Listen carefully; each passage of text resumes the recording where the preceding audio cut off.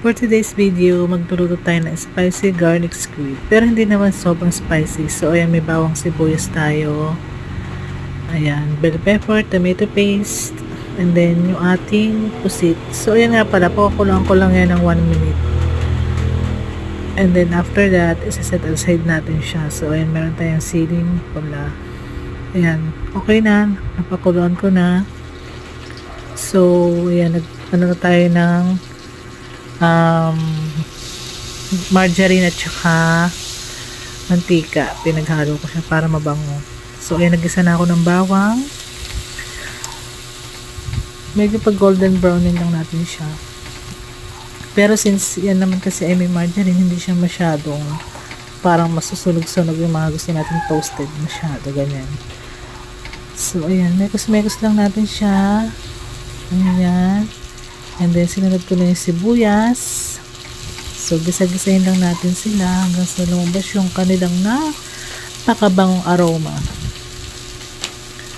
So, ayan.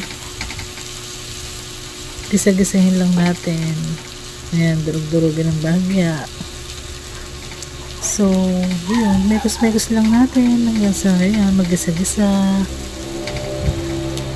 So, ayan.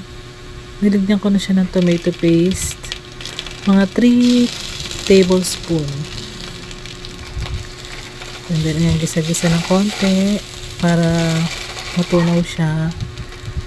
And then, lagyan na rin natin ng oyster sauce. Same amount lang din ng ating tomato paste. So, ayan, gisa-gisahin lang natin siya. After that nga pala, nilagyan ko pala siya ng konting tubig kasi masyado siyang nadadry na. And then, nilagyan ko lang ng paminta, ng konting asin. And then, nung kumulo na, nilagyan ko siya ng konting sugar, pampabalance ng taste. And then, sinunod ko na yung ating bell pepper at saka siling labuyo. Wala kasi akong siling panigang. Pwede rin sana siyang lagyan nun. So, yung bell pepper na lang yung pinalit ko.